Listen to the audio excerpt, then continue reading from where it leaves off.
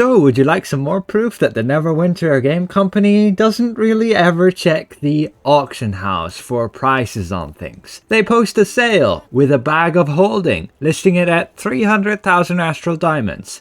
If you have rank 12 VIP, you'll get a full 25% off at 225,000. But that is still quite the ripoff.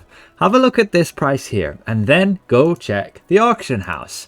And you may note that this bag in particular, 72 slots, is going for 166,000. Wow, Cryptic. Try and keep up sometimes. If you're going to post something on the Bazaar in terms of a sale, try and post it at least a competitive price. I highly doubt many players are going to decide, oh, I'll just buy the bag here because then I don't give my astral diamonds to anybody, and then it creates less astral diamonds in the economy, and thus the backlog will be reduced because there's less people having astral diamonds to post more buy orders for Zen. I don't really think this general population goes through that thought process before buying something on the Bazaar. They'll check the price here, and if they're new to the game, they might not even check in the auction house, and thus you're stealing some of their hard-earned astral diamonds. Specifically a new player getting astral diamonds, not that easy, so that's just kind of cruel. Taking, nearly 140,000 astral diamonds base cost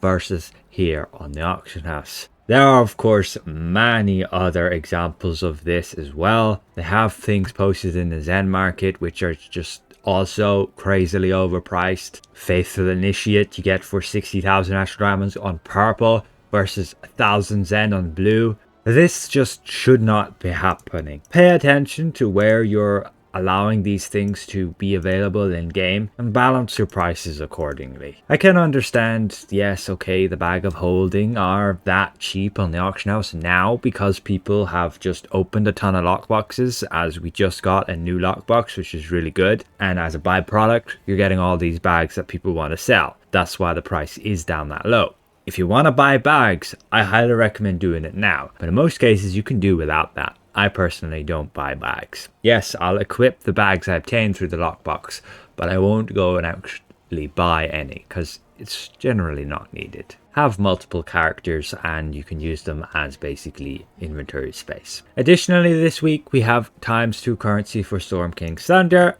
I take the advantage of that now in order to get the boon points. You may be thinking that you don't need the boon points. Well, if you're newer to the game and not getting to endgame, you might be right, as the bonuses are pretty small. However, Cryptic Studios will undoubtedly make some sort of a rework to these boons, and for all we might know, they may get a lot better. We are quickly getting to the point where we just have more boon points than we can make use of, and there's no real meaningful options at a certain point after getting all the ones that are suitable for your Roa. The max, I believe, is 104 if my math is correct. And we'll only be getting more and more as they introduce a new campaign every module that has another 4 boon points. They have said in the past that yes, they are going to do something, so it is only a matter of time.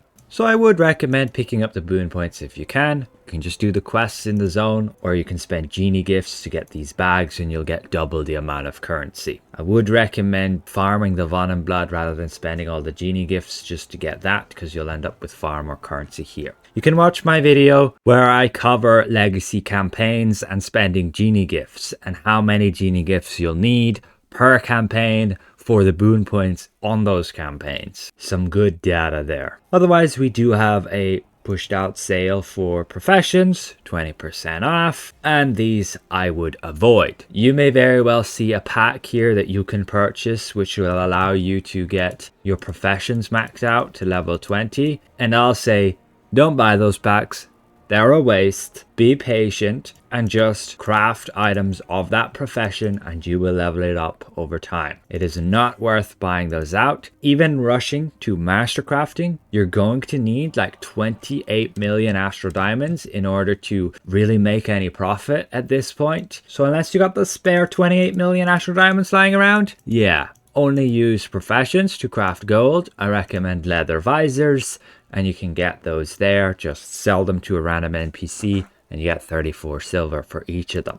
However, you can go and rank up alchemy, which I would recommend, and then you can start crafting your flask of potencies for yourself along with these other crafted potions. I believe the max rank ones are here, rank 4. There are masterwork versions of them, rank 13 and 14. They're just really expensive to make and not worth making a build around. Again, most classes, healers and DPS, will use flask of potency, but it comes really cheap on the auction house because the people who can create these have all the best stuff and can make it really cheap. So it will be a grind to get the best artisans in order to actually make it more cheap than what you could just get on the auction house anyway. That is ultimately it for this week. Pretty laid back, not much to it. Perhaps take a break. But otherwise, I would recommend farming the abyssal hunts in Narbondelin. Something I need to get on to doing, as there's actually some very good gear there you can pick up, specifically for some alternate characters,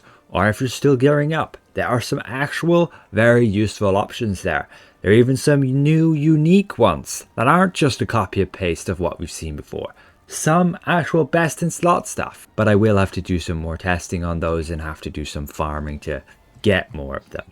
But with that said, a special thank you to all these channel members for their added support. Thank you for watching, and I'll see you guys around. Goodbye for now.